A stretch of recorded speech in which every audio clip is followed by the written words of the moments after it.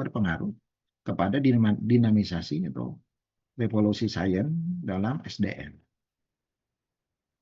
Capaian pembelajaran, mahasiswa mampu menjelaskan konsep dan fungsi utama manajemen SDM. Ini yang basic sekali ya. Konsep dan fungsi utama manajemen sumber daya manusia. Dari mulai perencanaan sampai ke evaluasi. Ya.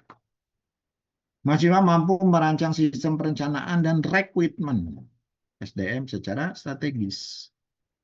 Nah, ini runtutan breakdown dari yang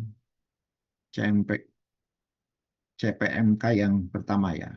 Kemudian yang CPMK ketiga, mahasiswa mampu mengelola pelatihan dan pengembangan berbasis kebutuhan organisasi. Need assessment. Ini berarti apa sih yang dibutuhkan oleh SDM dalam organisasi tertentu dengan kasus yang dihadapi saat itu. Sehingga mahasiswa calon-calon manajer SDM itu, yang mahasiswa lagi bagi Anda, bisa menerapkan pelatihan untuk supaya si SDM yang ada di organisasi itu bisa berkembang dinamis. CPMK yang selanjutnya, mahasiswa mampu menerapkan evaluasi kinerja dan manajemen kompensasi yang adil dan efektif.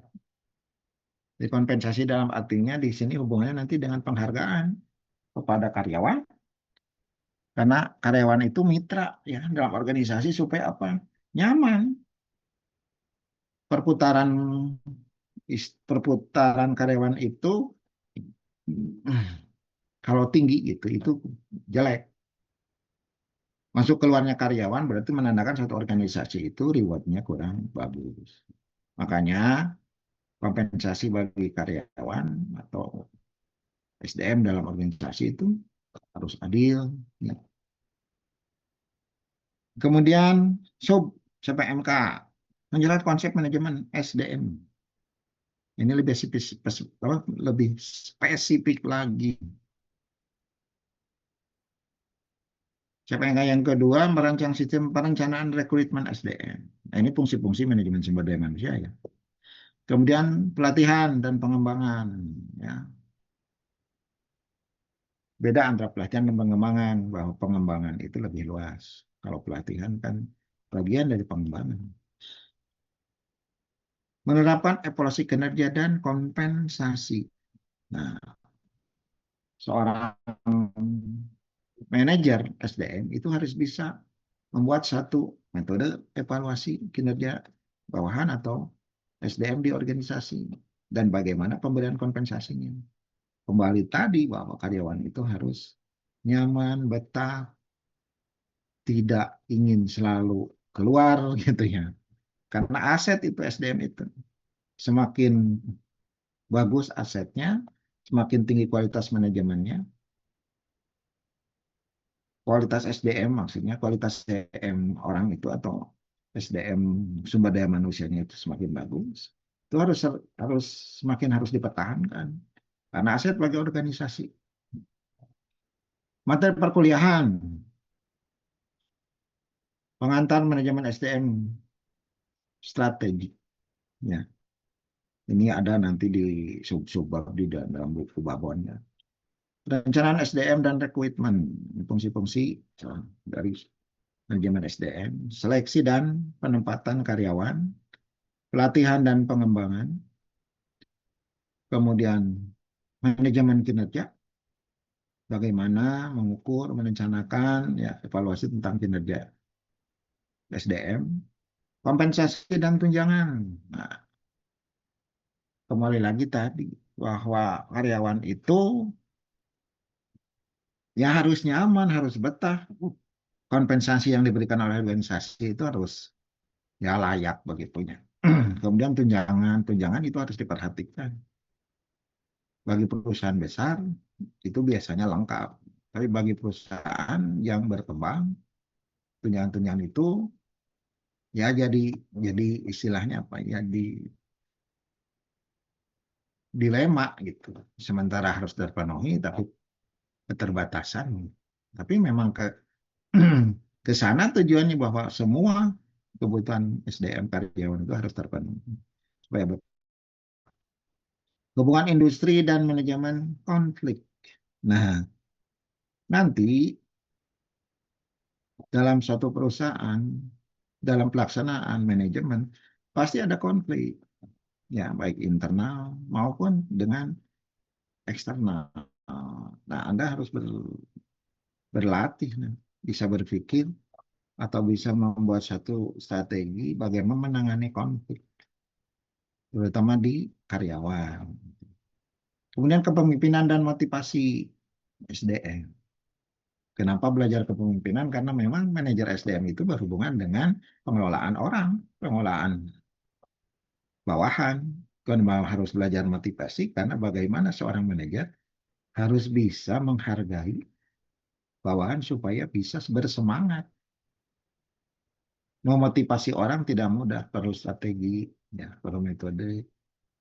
Kemudian perlu keterampilan tertentu, di situ seni gitu, berbicara. Jadi pengalaman dalam menjadi manajer pun jam terbangnya akan mempengaruhi cara berkomunikasi yang santun, salah satunya ya. Itu cara memotivasi bawahan supaya bisa bersemangat terus. Sehingga konteks di sana berarti kepemimpinannya diuji. Manajemen SDM berbasis teknologi dan digitalisasi. Nah, tadi mengikuti dengan perkembangan ilmu pengetahuan dan teknologi. Karena manajemen SDM ini misalkan ya, metode pengabsenan itu salah satu memindah manajemen atau bawahan dalam mendeteksi atau membina supaya karyawan itu tepat waktu. Absensinya juga elektron, misalkan berbasis IT, sehingga tidak berbohong, tidak bisa berbohong. Nah, itu disiplin. Nah, itu salah satu penerapan SDM berbasis teknologi dan digitalisasi. Pulang dan pergi akan terekam secara teknologi dan tidak bisa dibohong. Itu biasanya sudah digunakan ya di perusahaan-perusahaan besar dan di PNS itu sudah dilakukan, di mana kita harus cek absen. Itu salah satu ciri digitalisasi dalam manajemen MSDM. Nah, yang terakhir studi kasus dan proyek akhir nanti. Nah, ini misalkan nanti saya buat satu kasus dalam organisasi tertentu, ini ada kasus begini. Nanti Anda memotret bagaimana jalan keluarnya bahwa kasus itu supaya ada jalan keluar dan win-win solution. Jadi yang namanya karyawan itu harus enak, harus nyaman, tidak merugikan karyawan, saling menguntungkan begitu. Sehingga mereka betah bekerja. Ciri karyawan betah bekerja berarti organisasi itu sehat. Karena saling menghargai. Tadi simbiosis mutualisme. Dalam ilmu MSDM itu penting. Jangan sampai ya tadi bahwa karyawan itu sering masuk keluar, nah itu jadi masalah. Karena membina karyawan itu harus lama, masa baru terus itu kan, sehingga karyawan baru terus itu bagaimana bekerjanya. Sehingga perputaran karyawan itu sangat dihindari. Turnover karyawan itu sangat dihindari. Lanjut. Ini saya yang penting-pentingnya saja ya mengenai langkah pembelajaran itu sudah umum. Kemudian hasil belajar yang dapat diterapkan dapat ditunjukkan dengan bukti di akhir perkuliahan, di mana mahasiswa harus mampu membuat laporan strategi rekrutmen dan seleksi SDM. Nanti belajar Ibu dan Bapak, Ibu seorang calon manajer sumber daya manusia, bagaimana sih membuat strategi merekrut karyawan, gitu ya. Jadi merekrut karyawan itu tidak mudah supaya nanti memperoleh bisa menseleksi SDM yang unggul, yang memang cocok dibutuhkan oleh organisasi yang kita butuhkan. Makanya harus ada seleksi. Ya. Mahasiswa mampu menyusun program pelatihan yang aplikatif. Gitu ya. Mahasiswa mampu mempresentasi model evaluasi kinerja dan skema kompensasi. Jadi maksudnya, kalau ibu dan bapak setelah belajar MSDM, kemampuan ini salah satunya yaitu bisa nggak membuat evaluasi satu model, gitu ya, dan skema kompensasi kepada SDM di organisasi. Nah ini nanti bisa jadi satu judul tesis. Kalau ibu dan bapak sudah punya satu model saja, apakah itu dalam manajemen sumber daya manusia dari awal sampai akhir, itu bisa dijadikan calon novelty lah. Tentunya ibu dan bapak harus baca jurnal untuk bisa dapat ilham, intuisi. Nah, itu cara berpikir ilmiah. Karena salah satu berpikir ilmiah itu dapatnya dari pemikiran nalar itu ya, nah, logik dan bisa berintuisi. Tapi harus ada dasarnya. Kalau tidak baca dulu kan si intuisi itu tidak akan berjalan. Makanya harus ada stimulus itu baca-baca jurnal gitu ya. Dalam hubungannya dengan MSDM. Strategi pembelajaran biasa ya, ceramah, diskusi interaktif. Nanti saya membeberkan materi, kemudian kita diskusi, kemudian studi kasus dan simulasi. Yang disebut studi kasus, saya nanti memberikan satu kasus, nanti Ibu dan Bapak menanggapi. Seolah-olah Ibu dan Bapak nanti jadi seorang manajer SDM di satu organisasi. Gitu. Dalam buku Kate Davis itu nanti ya, itu begitu materi studi kasus gitu ya. Jadi MSDM itu banyaknya studi kasus.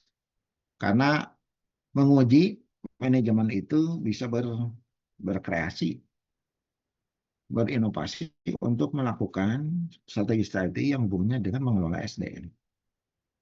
Yang ketiga, presentasi dan kerja kelompok. Nanti ada tugas kelompok, nanti dipresentasikan oleh anggota kelompok itu. Dan kelompok itu nanti anggotanya bisa menjawab kalau ada pertanyaan dari kelompok lain. Ya. Kemudian yang keempat, proses pengembangan SDM. Ini tugas juga bisa individu gitu ya. Nanti berikan tentang bagaimana sih mengelola satu organisasi dengan kasus seperti ini. Nah, terakhir di sini referensinya. Dessler Human Resources Management ini yang baru ya, tahun 2023. Kemudian dari Mattis dan Jackson, ini Human Resources Management ini banyak buku-buku ini. Kemudian dan Hallenberg ya dengan Gerard ini dan kawan-kawan, dasar-dasar Human Resources Management, fundamental of Human Resources Management, dasar-dasar manajemen sumber daya manusia. Ini tahun 2021 dan ini yang Indonesia bisa dipakai juga sebagai pelengkap Ciptono manajemen sumber daya manusia. Saya juga adalah yang lain itu Kate Davis sama Human Resources Management. Ya. Nanti saya sharing foto-fotonya buku itu atau Ibu dan Bapak bisa cari sendiri judul buku itu silahkan Anda di Google dan kita download. Ada yang gratis, ada yang bayar. Tergantunglah kepintaran Ibu dan Bapak mencari sumber referensi. Ini materinya dan pembelajaran dengan materi pengantar manajemen SDM strategik yang biasa ceramah, kemudian partisipasi Ibu dan Bapak, kemudian bagaimana perencanaan SDM dan rekrutmen di 16 kali pertemuan ini ya. Seleksi dan penempatan, pelatihan dan pengembangan SDM, manajemen kinerja, kompensasi dan tunjangan, hubungan industri dan konflik, kepemimpinan dan motivasi, SDM berbasis teknologi dan digital, yang tadi ya. Studi kasus proyek akhir. Nah, ini tugas. Jadi kalau sudah mendekati akhir pertemuan, Ibu dan Bapak siap-siap mengerjakan tugas. Tugas ini tidak berat, apalagi Ibu dan Bapak misalkan sudah banyak baca gitu ya dari materi sebelumnya. Jadi untuk strategi belajar dalam manajemen itu jangan ditumpuk Bu membacanya, dituntut mungkin, artinya dicicil. Sehingga kalau ada tugas, oh nggak kaget, nggak harus baca dari awal gitu ya. Kemudian UTS itu di pertemuan ke-11 ini tes tertulis itu bisa online, bisa offline nanti tergantung kondisi situasi Ibu dan Bapak ya. Kalau siap offline, oke. Mau siap online, oke. Kalau saya membuat satu soal itu gampang, mau disajikan secara tertulis di kampus atau secara online Ibu dan Bapak ngerjakan di mana saja masing-masing di rumah atau di kantor.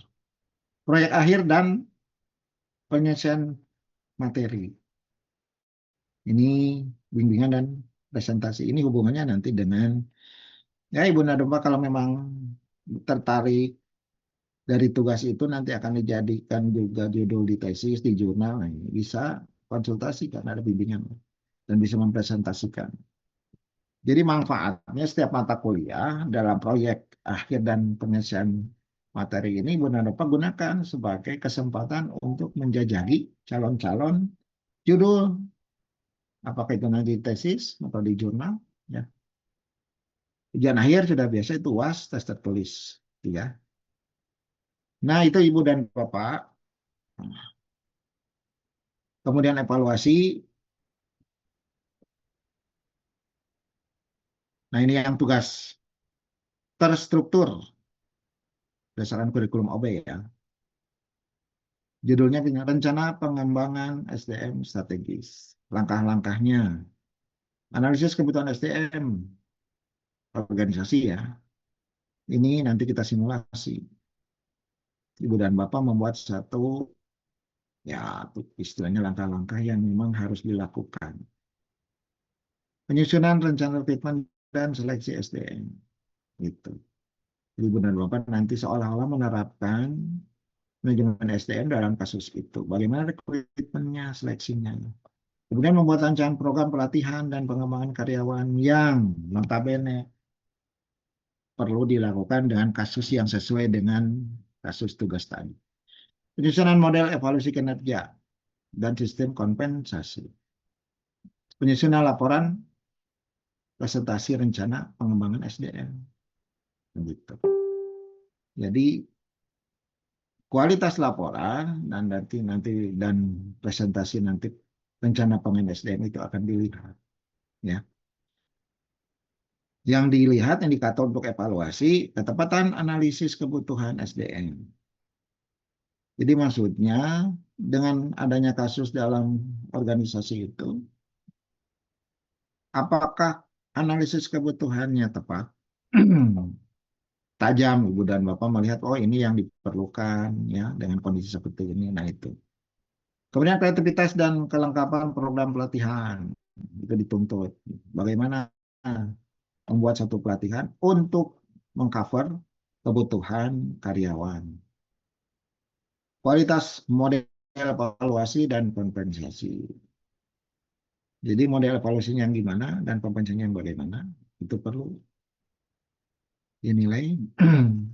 Nanti Ibu dan Bapak yang bisa belajar menentukan dengan kasus yang diberikan. Kualitas laporan dan presentasi. Jadi nanti sama ya memberikan laporan dan presentasi Ibu dan Bapak. Jadi ke faktor penyusunan laporan, kemudian bukan nanti kualitas laporan yang Ibu Bapak buat ya. Nah, itu Ibu dan Bapak apa sekilas tentang bahan dan strategi pembelajaran tentang MSDM, manajemen sumber daya manusia yang ke depan kita lakukan sama seperti mata kuliah yang lain ya. Karena S2 itu pemberatannya banyak di bobot kreativitas dan inovasi pada mahasiswa. Ya. Karena tatarannya bukan lagi sebagai sarjana di S1 sih, karena kalau S2 itu tatarannya sudah eksekutif, manajer. Maka Ibu dan Bapak, kalau ada pertanyaan mengenai referensi itu ya, atau metode pembelajaran ke depan atau bagaimana, maka silahkan Pak Ridho atau Pak Said silahkan saya kembalikan. Terima kasih. Wassalamualaikum warahmatullahi wabarakatuh. Waalaikumsalam warahmatullahi wabarakatuh. Oke, baik Bapak Ibu sekalian, tadi sudah dijelaskan juga berkaitan dengan RPS ya, gitu Ya. untuk pembelajaran 1 semester ke depan. Bila mana ada yang mau ditanyakan dari Bapak Ibu, mangga ini waktunya. Jadi nanti biar nggak ngangong-ngangong ya Pak. Mangga, Hmm. mangga, mangga. Bapak Ibu kita buka Oh. sesi diskusi. Ada yang mau ditanyakan atau mau disampaikan dulu dari Bapak Ibu?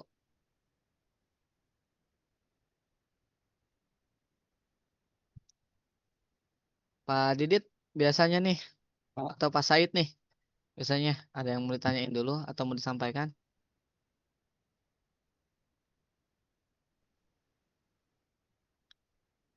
Pak Said? Mana Pak Ya Pak Said? Ridho. Pak Said lagi apa? Ya Pak Ridho. Pak Said jangan apel terus Pak Said. Kita belajar dulu malam minggu ini. Hmm.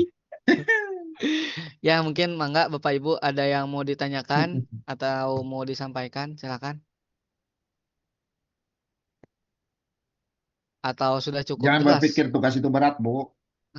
Ya, karena memang sudah jelas, sudah dirinci ya, Bu ya. Hanya berpikir tugasnya ini, nah, tugas itu nggak berat, Bu. Ya, tapi harus diimbangi dengan sumber referensi. Maka Ibu dan Bapak kalau sudah S1, referensi apa, buku-buku manajemen sudah banyak. Jadi bukan berarti bahwa buku itu harus semua Inggris, gitu ya. Inggris itu salah satu referensi literatur yang memang digunakan, dan sehingga itu secara universal itu memang standar, Bu. Tapi kalau untuk cari bahan-bahan pelengkap bisa yang terjemahan atau yang Indonesia gitu. Boleh itu juga. Tapi tidak mengesampingkan buku babon, buku utama. Karena itu kualitasnya sudah terjamin kalau buku-buku yang sudah secara internasional sudah terbit.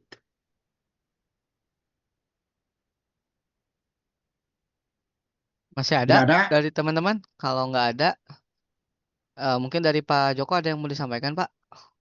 Tambahannya mungkin? Ah, ya, Ah, mm.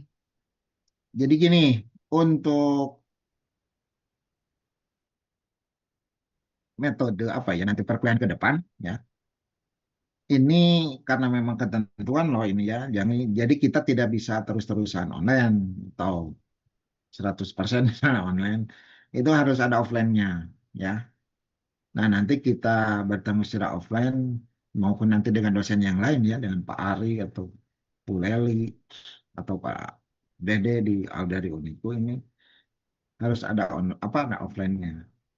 Nah, nanti kita bertempat di kampus 2 di aula.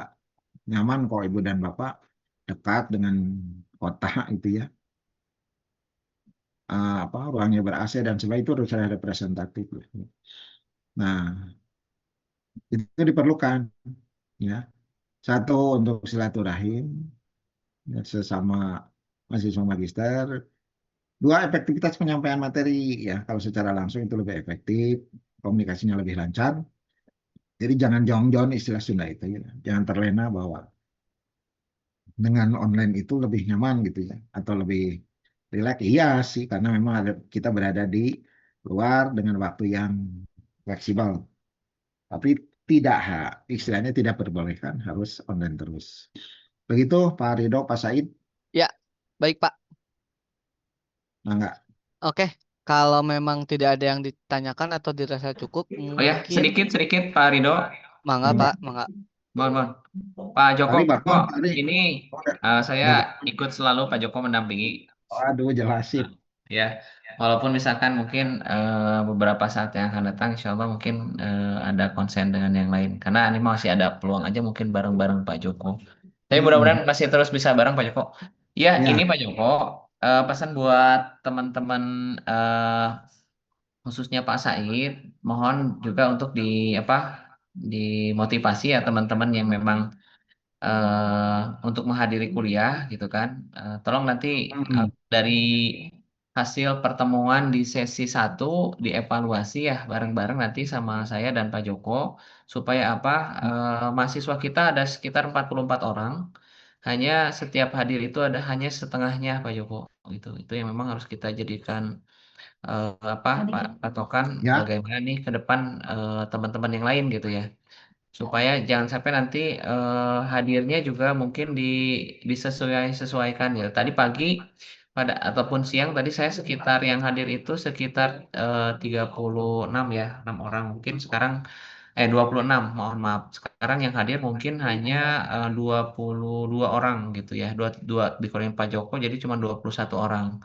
Jadi saya berharap nanti buat Pak Said agar misalkan nanti diingatkan teman-teman angkatannya karena Pak Joko Pak Said mm. sekarang sudah jadi ketua angkatan gitu ya. Aduh, gak. Nah, jadi Selamat Mas Said. untuk kedepannya mungkin bisa dimaksimalkan terkait dengan memotivasi teman-teman yang lain gitu. Ya, Gimana Pak Said? Mana Pak Said ada atau misalkan lagi di kafe, biasanya lagi kafe malam malam. Ada Pak Aman. Ada. Oh aman, oke oke siap siap siap. Begitu Pak Said ya. Nanti di motivasi di grup juga memang teman-teman yang memang belum masuk secara administrasi, mudah-mudahan tetap diingatkan gitu. Itu saja mungkin Pak Joko Oke, tambahannya siap. sedikit. ya. Terima kasih Pak Ari. Ya ya siap. Mangga Pak Rido, Pak Said. Di closing aja kalau tidak ada. Oke.